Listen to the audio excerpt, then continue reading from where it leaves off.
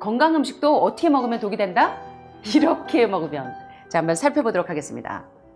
자, 건강 음식을, 산 음식을 죽은 음식으로 먹으면 병이 걸리는데요. 어떻게 하면 병이 걸리냐면, 조리하면 영양분이 어떻게 된다?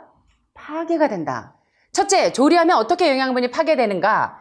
단백질이 파괴가 됩니다. 변성됩니다. 쉽게 말하면 불에 익히면 단백질이 열이나 산이나 알칼리나 자외선에 의해서 분자 구조를 변형시키면 원래의 생물학적 특성을 파괴해서 비타민도 파괴되고 미네랄도 파괴되고 각종 효소도 엔자임도 다 파괴된 이러한 화학적인 음식을 먹기 때문에 단백질이 변성이 돼서 병이 된다는 것입니다.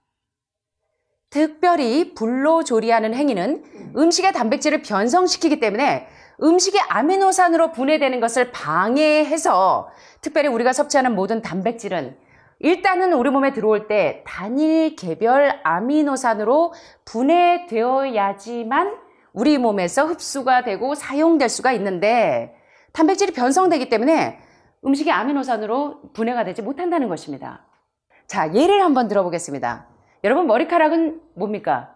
탄수화물입니까? 단백질입니까? 네, 주로 단백질입니다. 머리카락 한 가닥을 공 모양으로 이렇게 똘똘똘 마른 다음에 쭉 다시 잡아당기면 원래 모양으로 되돌아가죠. 그런데 머리카락 한 가닥을 공 모양으로 동글동글동글동글 만 다음에 촛불 위에다가 잠시 동안만 이렇게 두면 머리카락이 어떻게 될까요? 이렇게 타면서 또르륵 말려버리면서 화학작용이 일어나죠. 머리카락을 잡고 있는 손가락에 머리카락이 달라붙어버리고 절대로 쭉 길게 원래 형태로 절대 되돌릴 수 없는 사실을 보게 됩니다. 마찬가지로 자, 계란을 후라이팬에 깨트려버리면 되돌릴 수 없는 화학적인 변화가 일어납니다. 어떤 변화?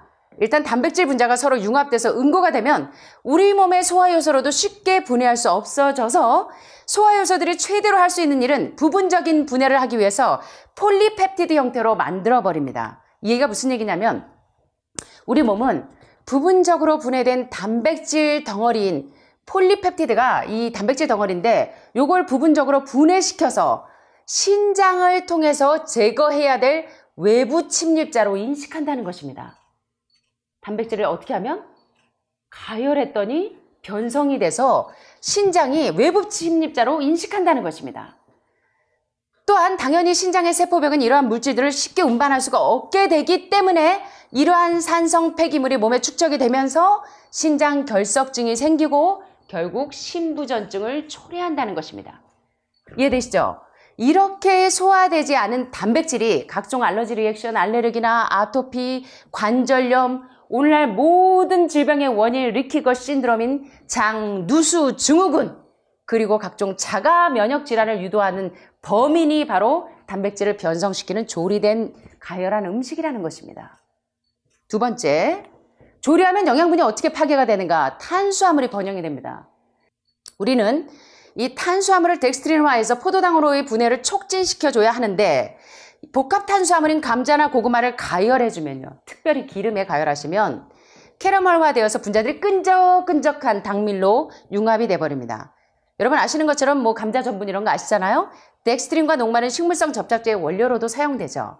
결국에 탄수화물을 조리하면 녹말식품이 가진 에너지의 잠재력을 70%밖에 활용하지 못한다는 것입니다. 따라서 현미밥이나 구운 감자나 고구마도 비교적 건강식이라고 여러분들 알고 있지만 살아있는 과일과 채소에 살아있는 자연 탄수화물보다는 자선책이라는 것입니다. 그래서 여러분들이 레디컬 리미션의 켈리 터너 박사님께서 말기 터미널 환자들이 회복된 사례 중에 가장 대표적인 사례는 우리 식단에서 암세포의 스위치를 켰다 껐다 하는 주범인 동물성 단백질과 동물성 지방을 재현하는 것이 첫 번째고 두 번째는 뭐였어요? 여러분 기억나세요? 뭐예요? 자연 탄수화물을 어떻게? 16서빙은 너무 많죠? 그래서 여러분들이 더글라스 그레이엄 박사님이나 많은 영양학자들이나 많은 암 전문가들이 채소 위주의 식단, 특별히 산 음식 위주의 식단으로 60%에서 80%를 자연 탄수화물을 드시라고 말씀드리는 것입니다. 이해되시죠? 건강식 하신다고 조리된 음식만 먹는 게 건강식이 아니라는 것입니다. 이번 시간에 여러분들의 오해가 풀리시게 되기를 간절히 바랍니다. 또 조리된 복합 탄수화물은 높은 혈당 반응을 일으키죠. 녹말식품이 열에 가열이 되면 당 분자가 녹는 현상이 발생하면서 혈당을 높여줍니다. 조리된 탄수화물, 특별히 식이섬유를 정제한 곡물, 특별히 밀가루나 쌀가루를 먹으면 혈당 수치가 쑥쑥쑥쑥 올라가죠. 탄수화물을 실컷 드신 다음에 거기다 고기도 또 먹어야 되고 디저트로 매실 음료까지 달달하게 매실 음료까지 설탕이 잔뜩 들어있는 그것까지 먹으니까 여러분의 이 세포 내 환경이 어떻게 돼요? 발효가 되어서 방구가 뿡뿡뿡뿡 나오는데 정말 역겨운 방구 냄새가 나고 알코올, 아세트산, 발효의 부산물들을 마구마구 발산하시게 되는 겁니다. 자, 그래서 이렇게 발효 음식을 먹기 때문에 여러분들이 가스가 차고 알코올, 아세트산 같은 발효의 부산물에 의해서 젖산, 피부르산 같은 각종 독소들이 여러분 몸에 가득 차게 되는데 특별히 이 알코올은 접촉하는 모든 세포를 죽이는 원형질의 독이라는 것입니다. 순수한 형태의 아세트산 역시 독으로 알려져 있고 이것을 물로 희석하면 식초가 되고 식초 역시 유독하다는 것입니다. 여러분들은 그 식초 대신에 뭘 드시면 돼요? 요리하실 때? 신맛을 하시고 싶으면 레몬이나 과일의 신맛을 활용하시면 좋겠죠. 가장 우려가 되는 것은 요리의 화학작용에 의해서 고탄수화물 음식에서 뭐가 발생이 되더라? 감자를 튀기니까 강력한 발암물질인 아크릴라마이드가 생성이 되고 이 치명적인 화학성분이 빵을 만들고 감자칩, 크래커, 감자튀김, 기타 건조된 녹말식품에 다량 함유가 되어 있는 것이 강력한 발암물질인 아크릴라마이드라는 것입니다. 여러분들이 늘 아시는 사실이지만 상당히 중요한 내용입니다. 자, 조리하면 영양분이 어떻게 파괴가 된다? 여러분이 암에 왜 노출이 됐다? 조리해서 음식을 먹어서 내 몸에 발암물질이 가득 차 있다는 것입니다. 자, 모든 종류의 비만증이나 각종 질병은 어디에서부터 출발한다? 지방을 가열하는 것에서부터 출발한다. 자, 가열된 지방은 세포의 호흡을 방해해서 암과 심장병을 발생시키고 지방을 가열해지면 지방이 썩는 것을 일명 영양학적인 용어로 뭐라 그래요? 과산화지방. 지방이 썩어서 간암의 가장 큰 원인이 지방이 썩어서 과산화지방이 된 게 세포 내에 축적이 되는 게 간암입니다. 아시죠? 예. 자, 그래서 이제 콩이나 이런 레시틴 성분이 많은 성분을 드시면 토마토나 이런 성분들이 간암 환자들의 이 지방을 녹여주죠. 자, 그런 것에 대한 지혜가 필요하죠. 그래서 이러한 과산화지방이 되면 빨리 부패되고 강력한 발암물질을 만들기 때문에 여러분들이 주의하셔야 되고 특별히 동물성은 말할 것도 없지만 식물성 지방도 특별히 여러분들이 나가시면 전화가 와요. 견과류, 생견과류 어디서 사요? 라고 전화하시는 분들이 많아요. 나가보니까 어때요, 여러분? 견과류가 여러분들 하루 견과 하시면서 드시는데 죄다 다 뭐예요? 볶은 견과. 발암물질 드글드글. 그래서 생견과를 드시는 게 좋습니다. 견과류 아침에도 10개, 점심에도 10개, 저녁에도 10개 아닙니다. 견과류 지방 섭취 몇 프로? 더글라스 그레함 박사님? 10%. 예. 지방 소화시키기 어렵다고 말씀드렸습니다. 특별히 저녁에는 드시지 않는 게 좋습니다. 그래서 이러한 고온의 조리법으로 기름에 튀기고 볶고 지지고 게다가 숯불구이까지. 이 지방을 가열하면 아크로린이나 탄화수소, 니트로사민, 가장 강력한 발암물질인 벤조피렌, 이런 발암물질이 드글드글한 음식을 드셔서 여러분들이 병들었다는 것입니다. 죄송하지만. 자, 이제 건강해지셔야 됩니다. 어떻게 해야 될까요? 발암물질들 없는 식단을 꾸미셔야 됩니다. 불포화 식물성 지방이나 각종 기름을 가열하면 특별히 패스트푸드점의 햄버거 패티, 이러한 햄버거 안에 있는 패티, 이런 거 고기 이런 거 튀겨가지고 이런 넣은 햄버거 속에 있는 그런 속들, 이게 바로 CIS 결합이 트랜스 결합으로 만들고 트랜스 지방을 만들어서 현대인들의 건강을 위협하는 가장 악명 높은 벤조피렌을 만든다는 것입니다. 자, 그래서 여러분이 건강식을 만드는 이 비결을 배우셔야 되고요. 조리하면 영양분을 또 파괴시키는데 무엇을 파괴시킨다? 수분을 빼앗긴다는 것입니다. 이거 여러분 좀 진지하게 생각하셔야 됩니다. 그래서 여러분들이 가열 음식에 대해서 굉장히 진지해지셔야 되는데 만약 여러분이 오븐을 사용하시더라도 기름을 볶는 거를 사용하시지 않으려고 오븐을 사용하시는 분들이 많아요. 건강 요리 하시는 분들이. 대신 수분을 뺏기지 않기 위해서 어떤 오븐을 쓰셔야 되냐면 무슨 오븐? 스팀 오븐을 쓰시는 게 더 유익하다는 것입니다. 이해되시죠? 스팀 오븐이나 증기 스팀을 사용하시면 되겠죠.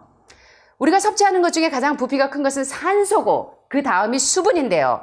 불을 가열해서 조리해지면 그 음식의 수분을 빼앗기 때문에 말린 음식, 건조 음식보다도 여러분들 수분을 뺏기지 않는 음식을 드시는 게 더 효과적입니다. 다시 말하면 자두를 드실 때도 생자두를 드시는 게 좋아요. 그러나 자두가 빨리 상할 것 같을 때는 우리가 건조시켜서 쓰시는 것도 한 지혜겠지만 가급적이면 여러분들은 건조 음식보다는 영양소가 살아있는 산 음식 그대로 드시는 게 영양학적 가치가 높고 여러분들의 몸을 건강하게 한다는 것입니다. 여러분 여기서 세상에서 가장 강력한 정수기가 있습니다. 자, 식수를 정화하거나 구하려는 모든 노력은 가장 강력한 완벽한 정수기인 과일과 채소 속에 들어있는 정수기를 따라갈 수 없다는 것입니다.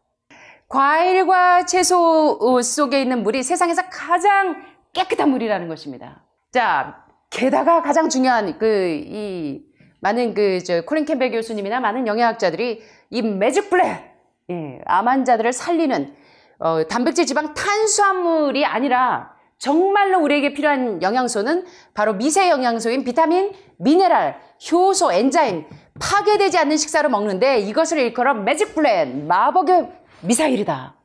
암 환자에게 모든 세포를 저격할 수 있는 마법의 탄환, 매직 블랙이 바로 비타민이나 미네랄이나 살아있는 엔자임, 효소라고 말씀하시는데 이런 미네랄이나 비타민은 다 파괴시켜서 가열하시고 조리하시면 될까요? 안 될까요? 흉수가 차신 분들, 복수가 차신 분들 어떻게 하셔야 돼요? 살아있는 음식을 드셔야 된다는 겁니다. 이해되시죠?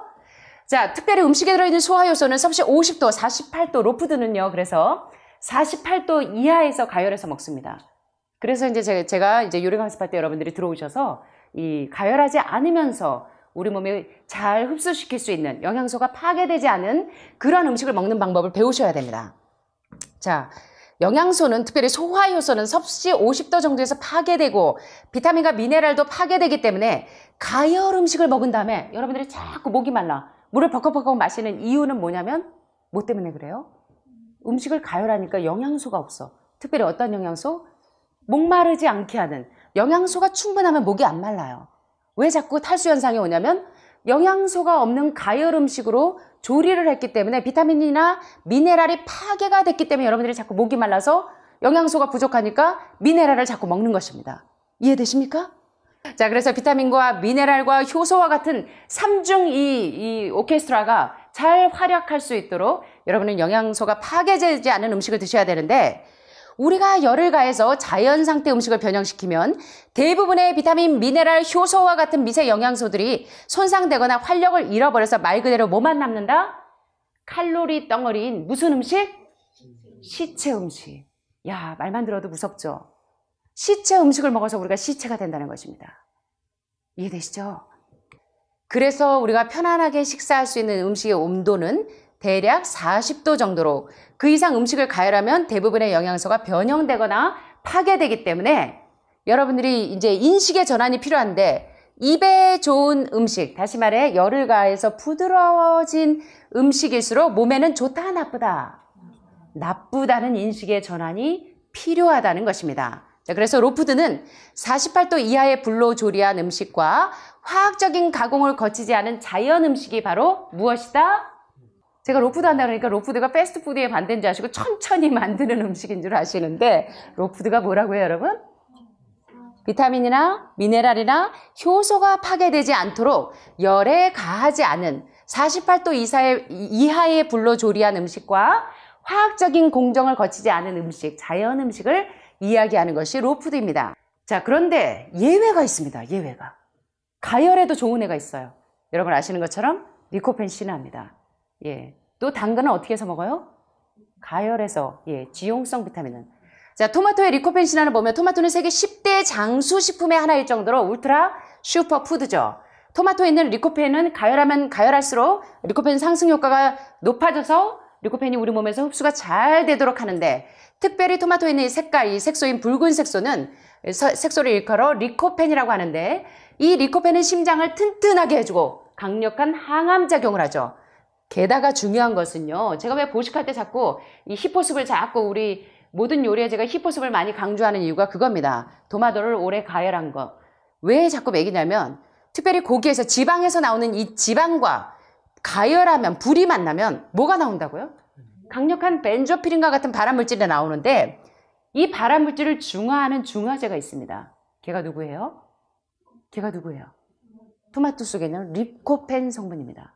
자, 그런데 리코펜 성분이 어떻게 이제 활성화되냐면 비타민 C와 이 리코펜은 활성산소를 없애줘서, 자, 암은 뭐 때문에 생겼는데? 세포가 산성화돼서 활성산소가 많아서 생겼는데, 이 활성산소를 녹여주는 애가 누구더라?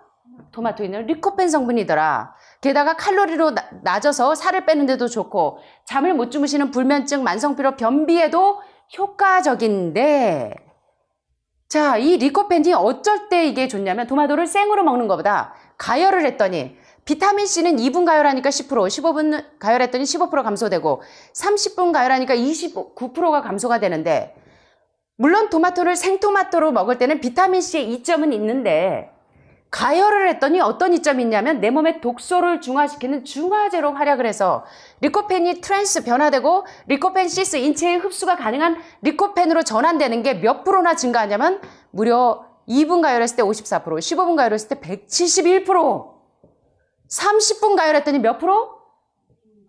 164%나 리코펜 트랜스로 증가하더라. 게다가 리코펜 시스, 우리 몸에서 흡수가 가능한 리코펜으로 전환이 되는 걸 2분 가열했을 때는 6%, 15분 가열했더니 17%, 30분 가열했더니 몇 프로가 늘더라? 35%가 증가하더라. 그래서 리코펜이 상승되니까 심장질환이 어떻게 예방이 되냐면 30분을 가열했을 때는 64%나 심장질환이 없어지더라. 이해되십니까? 결론적으로 대부분은 조리하지 않은 자연 탄수화물 그대로 영양소가 살아있는 음식을 먹는 것이 유익하지만 어떤 것들은 예외적인 것이 있는데 바로 토마토의 리코펜 신화가 있고요. 또 철분과 베타카로틴, 대표적인 게 뭐가 있죠? 또 단호박, 예, 녹황색 채소. 거기 이 단호박이나 당근과 같은 베타카로틴은 어떻게 해서 드시는 게 더 효과적이더라? 살짝 가열해서 드시는 것이 더 리코펜 상승 효과를 높여서 우리 몸에 유익하다는 것입니다. 이해되시죠?